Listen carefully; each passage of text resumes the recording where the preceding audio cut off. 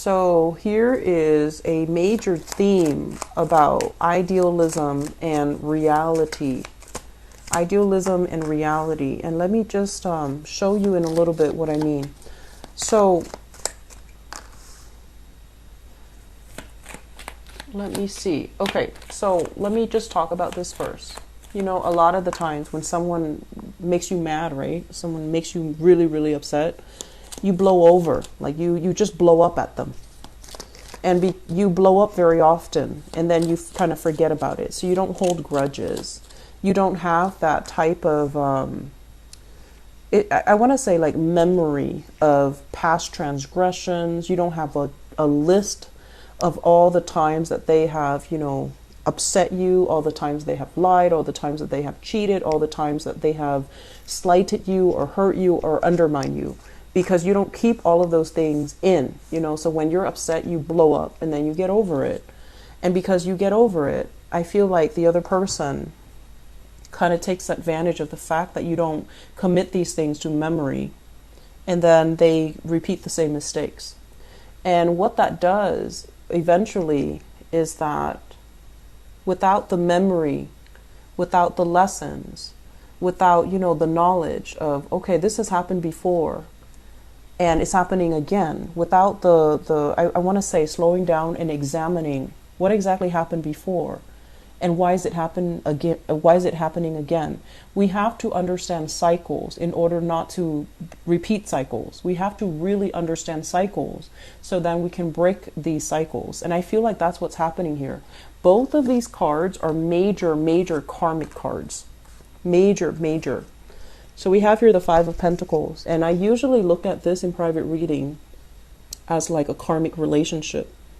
It can be reversed or, you know, in the upright position, but it usually indicates a really difficult relationship where the two people have gone through some very traumatic experiences together as a couple. And in the reverse, it's like they didn't grow from it. They're both so stubborn that they didn't grow from it. In the upright position, they're growing from it, and the karma is no longer there because they have grown. They have kind of learned the lesson that they were supposed to learn in the process of coming together and working through their relationship issues. But in the reverse position, it indicates to me retrenchment, not learning, refusing to learn, refusing to accommodate, and refusing to put yourself in your partner's shoes and seeing what they're seeing, okay? So I feel like, you know, you guys can be very, very stubborn, in which you kind of gloss over relationship problems, and you might not be able to see patterns. You might not be able to see, and air signs are really good at this. Aquarius and Geminis, they see patterns all the time.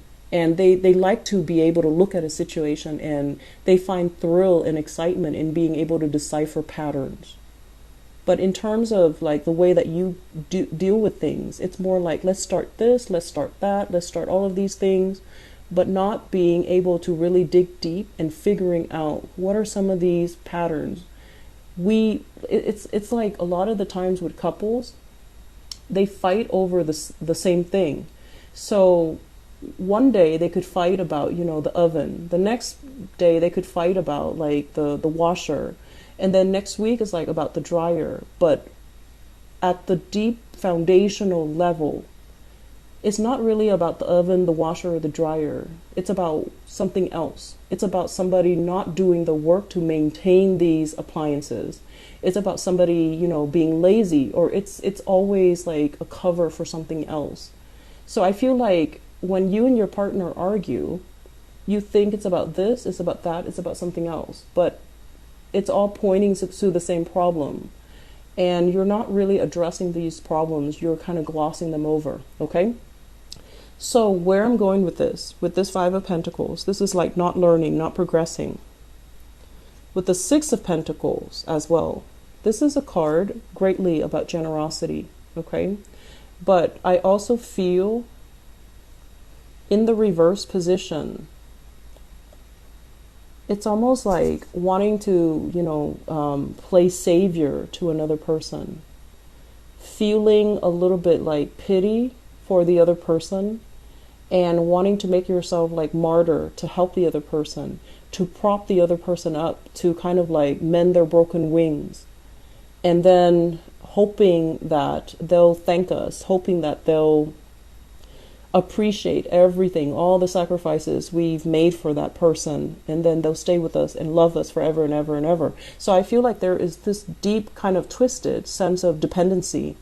And I feel like using dependency, using somebody's need as a crutch to allow them to stay, or to, allow them to fall in love with you. So this can operate, in both direction. Somebody has been doing this to you, kind of like feeding into your sense of pity, or you are doing this to somebody else, hoping that, okay, they'll see all the sacrifices I made, financial sacrifices, resources, whatever it is, and they'll appreciate the gesture. But a lot of the times when we give, right? When we give and when we care and when we want to dole out resources, we need to be able to come to the point where we give it freely without strings attached, in a very innocent way. So this is about true generosity. This is about giving because we care about the other person. We want the other person to be okay. We don't expect anything in return. And this is more about, giving with strings attached, giving with a hidden agenda. So I feel like you were dealing with somebody like this, or you yourself were exercising these unhealthy behaviors in your relationship. And because of that, the relationship did not work. And I feel like some of you, there is a sense here about dealing with somebody who's really, really intelligent, okay? Like dealing with somebody who's very intelligent, and they are very intelligent, they had a lot of potential, but they might not have had the means to make their dreams a reality. So for example, they're supposed to go to school, and because they're really smart, and that if they go to school, if they get their degree, they're going to be like, making really good money. And so you nurture them through the education process. You nurture their dreams. You took care of them. You nurture their aspirations. You gave them the emotional support. And then once they made it, once they got on top, once they achieved success, they didn't want to stay in the relationship because they felt like they have outgrown the relationship. And it's a natural progression of things. People do outgrow each other. But I feel like some of you are holding on to resentment. I did all of these things. I made all of these sacrifices. Why is the other person still not there? And I'm feeling as if it's like you're finally holding a grudge, And in the past, you've always just blown up and then you were okay. But then this is the first time where you're at a point where you're holding a grudge against somebody. And it's really hard for you to let go because the feelings are really confusing, right? It's like a mixture of annoyance and passion, okay? It's a mixture here of loving somebody very unconditionally, loving without strings attached, and wanting the best for the other person. But I feel like the other person might not have the same sense of generosity as you do. So I'm feeling here that the major theme and the major lesson for you guys for this year, because 2018 is a universal number 2 year, it's a very other related year. So it's other oriented. You can't get ahead without, assistance from other people. And it's not easy for you to deal with this because you're so independent. You don't need other people, and you've never had to rely on other people. You structure and design your life in a way where you can come and go as you please without having to cater to another person, unless you love them, and then you don't mind, right? So I feel like because the year is coming in, it's going to force you to confront some of these deep-rooted patterns that you have when it comes to relationships, okay? Where you might have, I want to say, like, this is your energy here. with the Page of Wands in the reverse. Okay, this is like excitedly looking at a situation, almost like giving somebody, you know, care. Like this is like putting somebody on a pedestal, you know, really starry-eyed and smitten by another person, and putting them on a pedestal, thinking that they're God, thinking that they can do no wrong, thinking that they're the best thing in the world. In the meantime, the characters that you imbue to them, it's a very, it's not like an accurate assessment. Because, you know, first of all, we all make mistakes. We are all fallible. We are all fallible. And so the person that you think is the greatest thing on earth, they're human too. And so coming in for this year, you're a little bit jaded. So you're like this. You're just like, I'm going to take care of myself because I can't really rely on other people to take care of me. No one is really, you know, so high up on the totem pole that I can put them on a pedestal again. Somebody that you really looked up to has really, you know, fallen off their pedestal, and now you don't really know what to believe anymore. That's what it feels like to me. And so now you're at a point where I'm going to be really, really self-sufficient. I'm going to learn to take care of myself and not have to rely on another person at all. And emotionally, you still yearn for that connection, that relationship that makes you feel safe and secure and make you feel that, you know, infatuation or puppy love again. But you're a lot less starry-eyed. You're a lot less naive. And you're at a point here where I need to take care of myself first before I even take care of the other person. So I feel like you're holding back your energy. You're pulling it back. And you do just enough to help them, but you're going to take a little bit more of a receptive role and wait for them to come to you if they need assistance, if they need help, if they want to be with you even. And so we have options that are on the table for you in terms of relationship. We also have a blast from the past, and it's surrounded by a cluster of cards that are really negative, okay? So don't go back to your past. You need to allow your world to open up. You need to allow it to open up so that you can start dating again. And January might not be the right time. So I feel like you're dolled up, ready to go. You know, looking really attractive, really, really pretty, waiting for Mr. or Mrs. Right to come into the picture for you. And the timing is going to happen for you.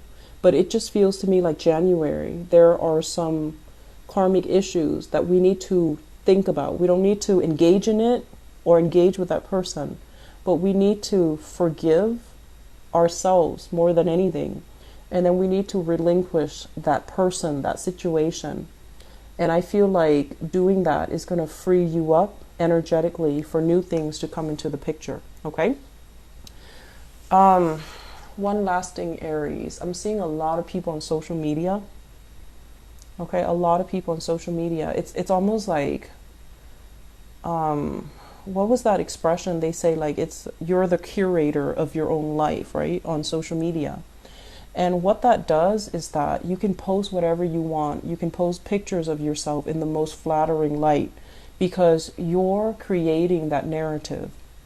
And so I feel a lot of pictures taken, and I feel like you're creating this photo album of you having the time of your life. But I feel like deep down there is a deep longing.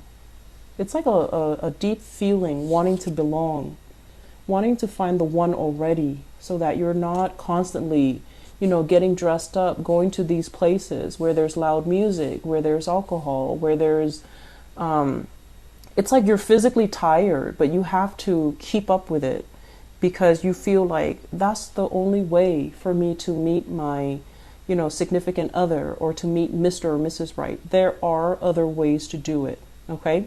And with this energy, this is somebody who's very loving, very caring, and they want to take care of other people. They want to feed, nurture, and soothe other people.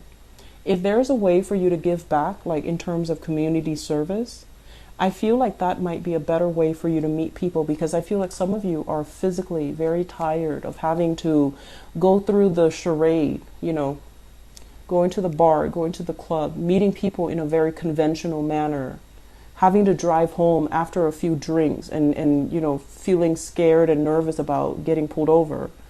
And it's like, it's a charade. It's something that you feel is the only way where you can meet new people, and that's not reality. Okay, so aim for thinking a little bit more outside the box and figuring out where your interests actually lie, what you're really good at.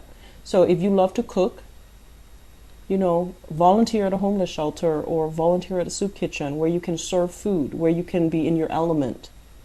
If you like to host parties, then host like a singles party so that people can bring single friends by, and then the odds of you hooking up with somebody is a lot higher. Okay? If you like to take care of people in any capacity, volunteer your time, be an event coordinator so that you're in charge of the logistics and you get to know everybody's name, and then people come to you when they have problems. So I feel like there are other ways, and the traditional conventional way is making you physically tired. Like your body is not, you're not feeling it anymore. Okay, so really be honest with yourself about what's not working and leave that life behind is what I'm feeling. Okay, Aries, I am done lecturing, so I hope the reading has been helpful. Singles, I feel like it's a good month to date, but I feel like you need to find different ways to meet people. Okay, try online dating. It doesn't have to be so complicated. Okay, and then for others, I feel like you have recently gotten out of a relationship and you're not ready just yet emotionally. And then for others of you, there's a lot of travel and movement, and it might interfere with your dating life, even though you know that a lot of people are like, you're getting a lot of attention, but it seems like events around you are accelerated, so you don't really have time to do anything else. Okay, so prioritize your love life for this year, because I feel like some of you, you're best with a relationship partner, but don't make a relationship partner like a project for you to work on, to nurse their broken wings and to, make sure that you feed them and let them grow. And then when they grow up, they don't appreciate the contribution. Okay, so don't let that repeat again. Okay.